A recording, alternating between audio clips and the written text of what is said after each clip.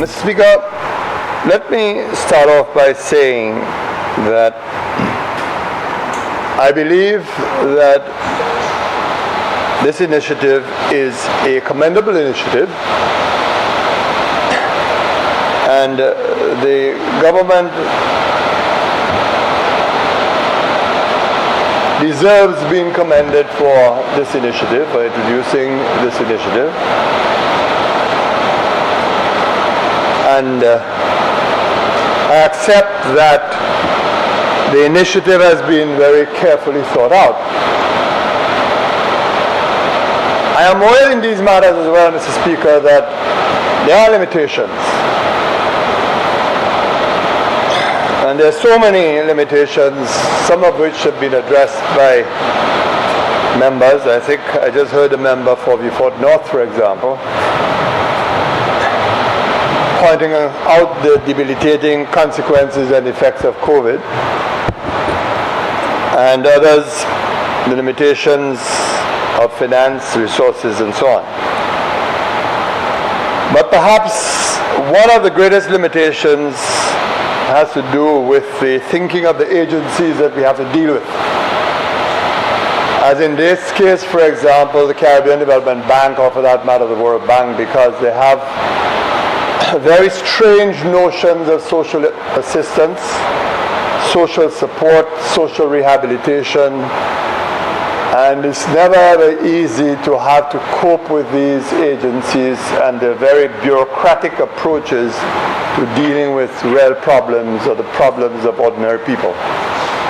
They are in fact exceedingly jaundiced in their views, and the burden that we have to carry is the burden of technocrats, the way they think, the way they reason, the way they deal with issues. And sometimes a very difficult responsibility is cast on governments to maneuver themselves through that maze to get the support that countries need, governments need, and persons need. So it's a limitation that I don't think we should be shy to talk about from time to time. It's a limitation that we, should address, because it applies to all governments, whichever the government that is in office or in power.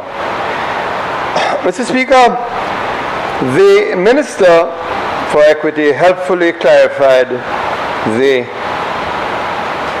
heads under which assistance will go to the people of the country, and I think we have been told that some 8,000 persons overall will benefit. He carefully explained cash transfers and what they would mean. I think he indicated, for example, some $766,000 will go to public assistance. I was particularly pleased that the member indicated that persons with disabilities would be targeted. That again is commendable, and I believe he pointed out that grants are currently $200 per month, and that will increase to a payment of $400 for 6 months. Now, again, I spoke of the limitations that governments have to work with, and all throughout his presentation, the honourable member made the point that this is assistance for a specific period of time, 6 months being touted constantly. So 6 months really is not much time to play with, but then we have to be reminded of the sheer cost, because this is going to cost overall nearly $14 million in 6 months. So again, sometimes we can't have our cake and eat it. But I was pleased by the increase in disability grants for different reasons. The first, of course, is that this was a grant that the former government introduced when I had the honor to serve the country as Prime Minister. And I recall that at the last budget sitting of that government, before general elections, we had increased the allocation, the monthly allocation, from $200 a month, I believe, either to $275 or $250, because we are always acutely aware that $200 for the parents of challenged children, disabled children, really, in this day and age, is no money at all. with inflation at the current rate. So, Mr. Speaker, this is really a drop in a bucket. But again, we have to give thanks to small mercies. But I say this, Mr. Speaker, to make the point, to really deal with the thinking of the former UWP administration. And we heard so much from the leader of the opposition because, you know, when you're reaching out to touch individuals like that, people with disability, people who are challenged, you give them a grant for tokenism to recognize that there's a problem, there's an issue. But what did they do? One of the first things they did was to actually remove the increase that had been introduced by the former government and brought it back down to $200. And you sit there and you listen,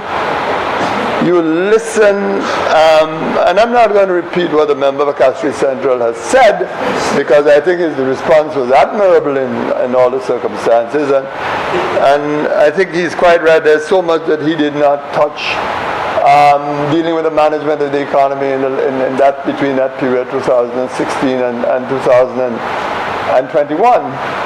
The fundamental reality is that if you had an economy who suffered a debt to GDP reduction of some 24-26%, and we need to confirm what the exact figure is because we keep on hearing it's 24-26%. The fact of the matter is that no government should be taking credit when there is a rebound, because any economy that has suffered such a severe loss of GDP because of a particular situation, once that situation is remedied, that economy is bound to recover. I mean, that's an iron law. I mean, you look at Grenada, for example, when Grenada was damaged by that hurricane. The fact of an incumbent government is an incumbent government's responsibility is to nurse that recovery, well aware it will come. And this is what this current government has been doing, to nurse this recovery, to continue to nudge discovery, albeit that it is on a natural path of recovery, but to do nothing that will cause any danger or any harm to allow that recovery to continue to take place and to grow and develop. And this is what's happening. So when the members from Micoud South attempt to claim credit for this rebounding economy, I mean, he's really clutching straws, because that's absolutely nothing to do with the former government at all. If anything, that rut we are in has been due to the recklessness of that government, and as I said, a member for Castries Central spoke about it earlier on. Mr. Speaker, I saw a recent statement in one of our regional newspapers regarding the deliberations of the executive board of the IMF on the St. Lucian economy, following the Article 4 consultation of our economy. And the executive board commented on the fact that St. Lucia has been severely affected by COVID. In fact, it led off that discussion on that basis, and after speaking of the severe impact on COVID, then proceeded to address other issues like the impact of the war in Ukraine. And it is interesting, the choice of language severely impacted, and I want to spend a few minutes to dwell on that. I guess, Mr. Speaker, my point of departure, and I want now to link up to the comments I made about the Caribbean Development Bank, is this: that when banks and institutions are seeking to develop programs to assist countries to recover from debilitating economic events, there is a responsibility to really look at real problems. What are the real problems of people that needs to be addressed? And that's my issue. That there is a reluctance to really look at these very real problems and see whether programs could be devised to deal with those problems. Our bureaucrats are all guilty. They are, because a lot of them basically, they believe in the theology of the World Bank and the IMF, so they're just as guilty, because they have not really adjusted their economic thinking in that regard, because they see things in very narrow prisms of dollars and cents. Mr. Speaker, I was hoping that I might have heard from the minister how we can reach out to some of our people who, for example, cannot pay their utility bills. I don't know what is the experience of honorable members, but I can tell you, Mr. Speaker, I have a monumental problem in my constituency, Mr. Speaker. I am bombarded with requests to pay for water bills and to pay for electricity bills. Why? Because Lucilec has come back with a vengeance. You don't pay, they disconnect you. Wasco has followed suit with a vengeance. You don't pay, they disconnect you. The reality of this situation, Mr. Speaker, is that during COVID, quite rightly, these agencies decided not to disconnect persons to allow them to continue to use water. And it was responsible of these agencies to do those things. I mean, we all knew that we were in this together. All of us had to suffer collectively. And of course, I haven't even spoken about the banks, because, you know, I have in the past spoken repeatedly about issues of banking and how they affect people's lives. In other words, Mr. Speaker, laudable as this program is, as the Minister explained, and as the Minister of Finance has explained, but I still sense that the program is really not touching some of the fundamental issues that ordinary St. Lucians have to face on a daily basis, particularly with respect to those two entities, Lucilec and, of course, Wasco. My question is this. We are talking of very poor people, and I've seen some extraordinary bills. $4,000 for water, $3,000, $4,000 or $5,000 for electricity, etc. And I accept, Mr. Speaker, that no government can ever take responsibility for going to pay people's water bills for them or pay electricity bills for them. I would not support that. I would not support that. And as much as I happen to have had the honor of leading a government that had a responsibility to the poor, and leading a government that sought to change the lives of persons, and leading a government that reached to touch the lives of poor people by the institutions that it created, whether it's for the Poverty Reduction Fund that became the SSDF, and, you know, or whether it is the electrification program of the country, whatever it is, whether it was the elderly home care program that we are repeating today, whether it's all those things. That was the nerves of that government.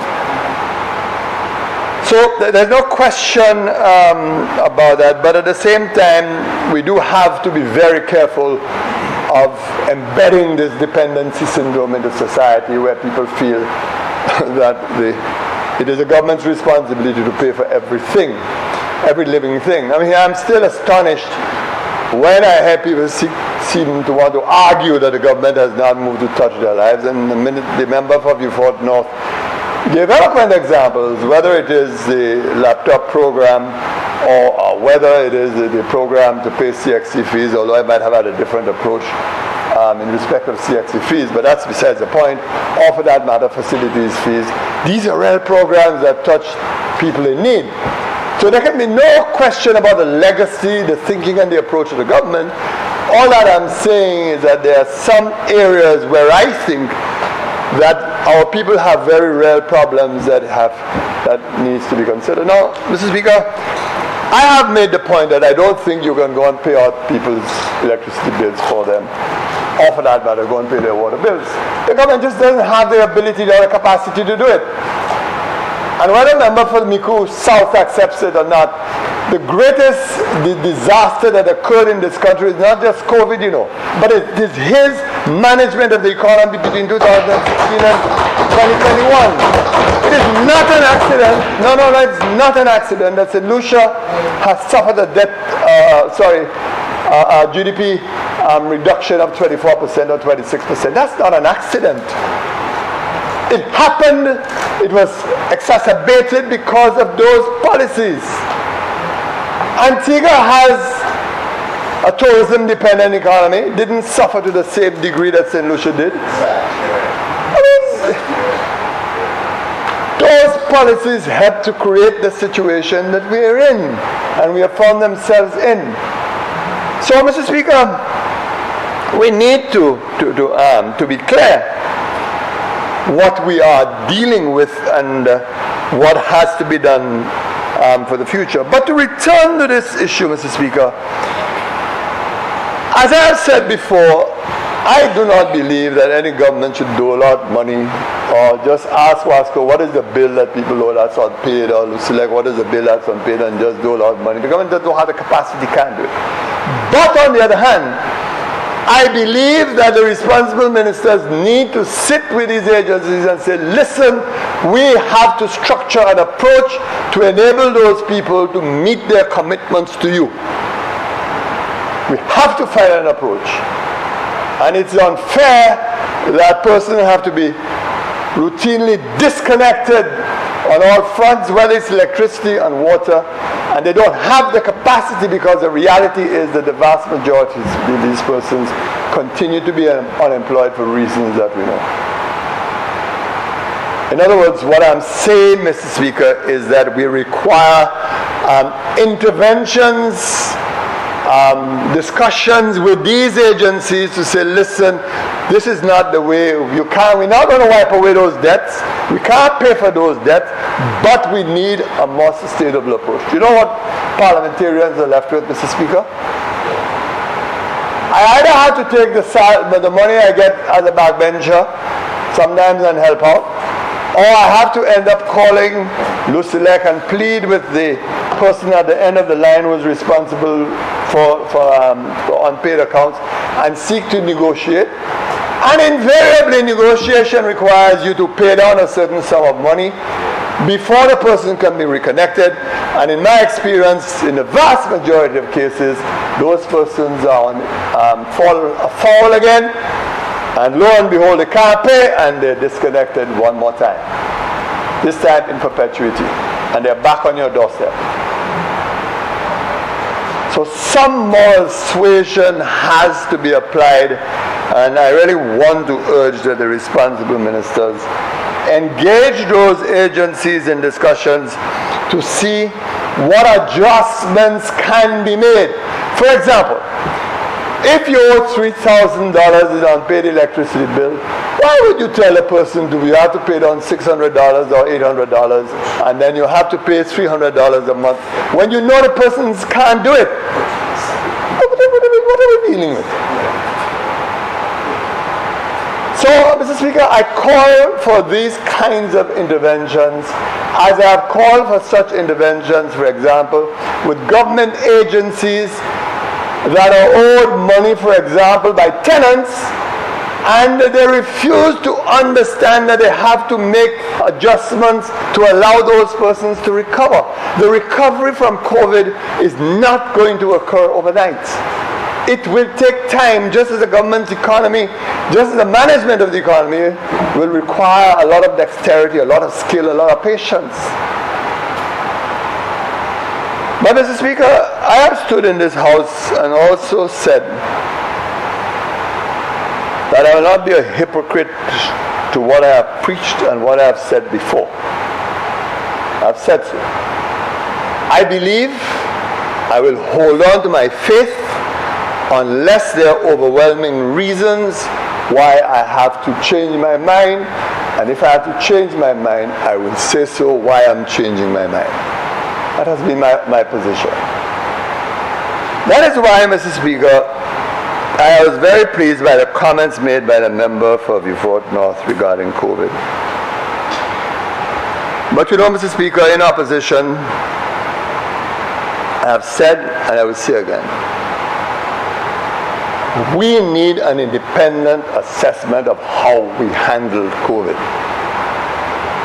The question is whether, as a country, we took the right decisions, whether we handled COVID beyond criticism, whether we gave the best medical care that was available, whether the medical care we provided failed us and failed our people. To date, Mr. Speaker, over 400 persons have died in St. Lucia. And when we look at those statistics and we reduce them to a per capita basis, it is a significant number of deaths. All of us have been touched by COVID. I lost relatives, Mr. Speaker. So like a lot of other people, I understood what the pain was. And it's still for me an issue that we are allowing those deaths to recede into memory, into history. Human beings have a strange way of dealing with issues of death. It really fascinates me how we handle and deal with issues of death. I mean, it's unbelievable sometimes that those persons who have lost their lives, the families who have suffered, we have just pretended they don't exist or they don't have any real pain of one kind or another. You know, this country has never really said to those families, we feel for you, we know what you went through. As a country, we have never done it. And I remember pleading and saying, listen, we need to come together as a country and just in memory of those that was too much for us to do. We never did it. But I maintain my position, Mr. Speaker, that our handling of COVID, we need an assessment. You know why, Mr. Speaker? Because we must develop the will, we must develop the courage to change those things which we did wrong for the future, to build a more resilient healthcare system. And people are searching for all kinds of praises about how they handle COVID, etc. But while they're searching for praises, they're also not saying what it is that they did wrong to unleash such pain and suffering on this country and the people of this country. I have great admiration for the doctors. I have great admiration for the nurses. But I know we also did a lot of things wrong. I know there were those who didn't have the courage to treat COVID patients. I know all of that. We can't pretend that those things did not exist. And so, Mr. Speaker, my view has always been that as we address those issues of COVID, and consistently with the view that we are severely impacted, that at some point, Mr. Speaker, that we do this review so that we can strengthen our health systems and to ensure that those issues are not repeated. I believe that the member for Beaufort North also is absolutely correct to draw attention to the future of COVID and those who suffered with COVID and the complications that could arise. It is a huge issue, a monumental issue, and it's really the tip of the iceberg when you read all the reports, both from in the region and elsewhere. And it means that sooner or later that we have to come to terms with the history of resources in the healthcare sector and how we resolve it. And I'm really very glad that the member is alive to those issues and that some discernible progress is being made on that universal healthcare UHC front. I think this is going to be vital, but at the same time, we've got to prepare for that wave and also to prepare for the future. So, Mr. Speaker, in summary then, this is a welcome initiative. The government is to be, in my view, commended. I accept the imperfections in the instrument. I accept that the government finds itself in a difficult position because it's dealing with unimaginative bureaucrats and decision makers in the region and elsewhere. I really have at this stage of my life, no need to make any apologies for anything that I say. I think about it very carefully, and when I speak of those bureaucrats, they know exactly who I mean and what I mean. So, I mean, let's pretend that they don't know what I mean. They're doing a disservice, and they're unrealistic in their expectations of people, unrealistic in respect of what the governments require, unrealistic of what the future holds, and insensitive to the real needs of individuals. I mean, when you really look at this program, and the minister did a great job, you could see how carefully the program is hedged with all kinds of petty little requirements all over the place, and it's going to be interesting to see how it's going to be administered. I can't understand how a program like that, 14 million, you're spending 1.5 million in administering a program like that? Why you should be spending 1.5 million in administering a program like that? What is it with a program like that that the Caribbean Development Bank is imposing on the government? 1.5 million? You don't know what 1.5 million can do for me before it can give me the money to pay those electricity bills I'm talking about. What are you talking about? What are you spending 1.5 million? But that's how they think. And they're the greatest enemies of progress because, you see, Mr. Speaker, what has happened is that they have become ossified in their thinking as technocrats. You know, these regional technocrats don't understand the world has changed, you know. They don't know, you know. They don't know what is facing these islands. They don't know what is facing the world. They don't even understand the political imperatives that apply. That's a tragedy, Mr. Speaker, and these are the issues that we have. But then, Mr. Speaker, that doesn't absolve us from looking at our own problems, and that's been the burden of my contribution to say, look, even if we will be constrained by these people in terms of what we can do and how we can help them and how we can touch lives, we need to also be imaginative of how we deal with their own problems. And I end with the plea that I made. Both Lusilek and Wasco needs to be engaged to see how we can help out the poor in this country rather than putting them in despair because simply they can't enjoy the basic utilities and facilities which they ought to have. That is what I mean when we sometimes have to look at very real problems. These agencies cannot be allowed to do what they want with people's lives, and politicians are not supposed to speak to these issues. We are elected by people to speak about all of these issues. And I hope, Mr. Speaker, that we can do this quickly and that somehow some respite would be provided to those who have been denied those services. Thank you, Mr. Speaker.